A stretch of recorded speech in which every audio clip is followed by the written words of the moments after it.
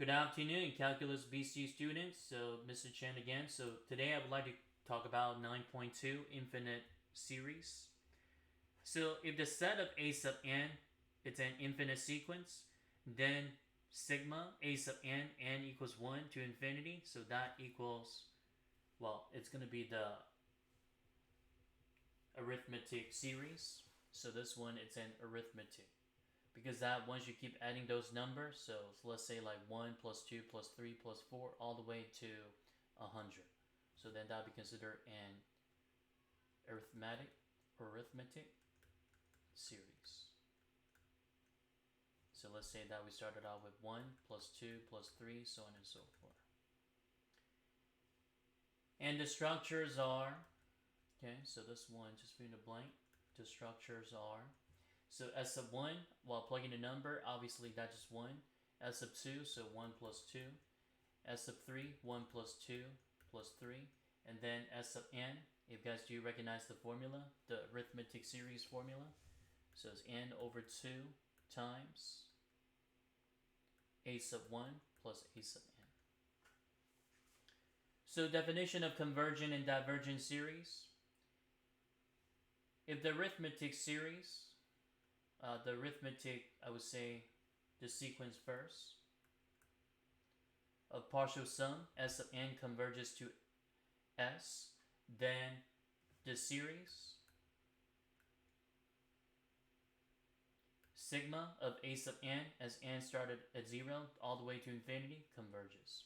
So the limit s is called the sum of the series. If s sub n, the set diverges, then that means, well, the sequence diverges. So that means a sub n, the sequence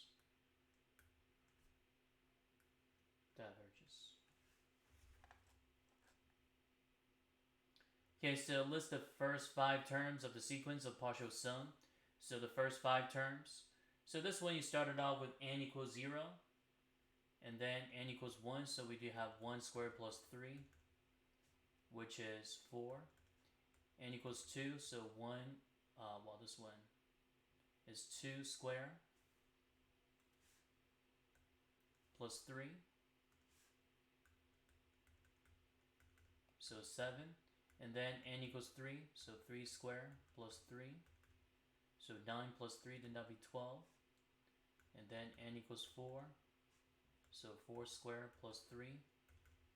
16 plus 3, so that's 19. N equals 5. 5 squared plus 3. So 25 plus 3, 28. So the series appears to diverge. Well, because this one, it just keeps getting bigger and bigger. And the properties of infinite series. So given that a sub n, sigma of a sub n as n equals 1 to infinity equals capital A, and then sigma b sub n as n started at 1 goes to infinity, so that equals b. And real number c, that means, well, this one is just the properties of sigma, things that we did last year or in Algebra 2 honors. Okay, so whatever the coefficient that you have right there, you can always put it out. So c times the sum of that, the series.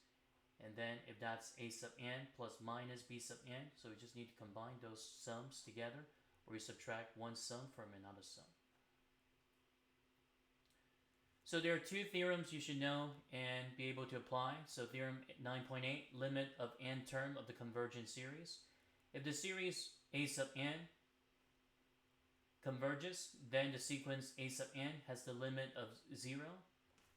So that's always true. Okay, so if the series converges, that means the sequence, the limit always goes to 0.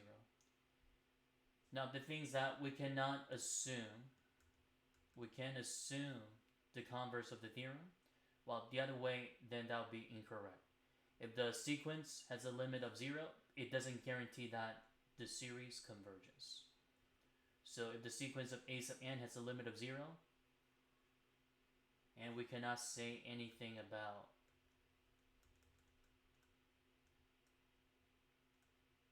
the convergence of the series, because that it could be something, it could be divergent for the series. So here's another theorem, 9.9, the n term of test for divergence. If the sequence of a sub n does not have the limit of 0, then the series of a sub n sigma diverges. So this test is only for some kind of situation. It's for the divergence of the series.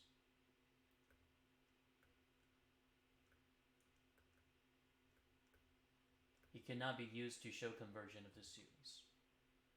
Okay, so showing that this one is divergence. So let's say that a sub n, the sequence, it's n over 5n squared plus 4. So showing the limit of a sub n, the set of a sub n. So this one, by using the L'Hopital's rule, because this one will be considered infinity over infinity. So we got 1 over 10n. Okay, so this one, it's considered 1 over infinity, so that shows that it's 0.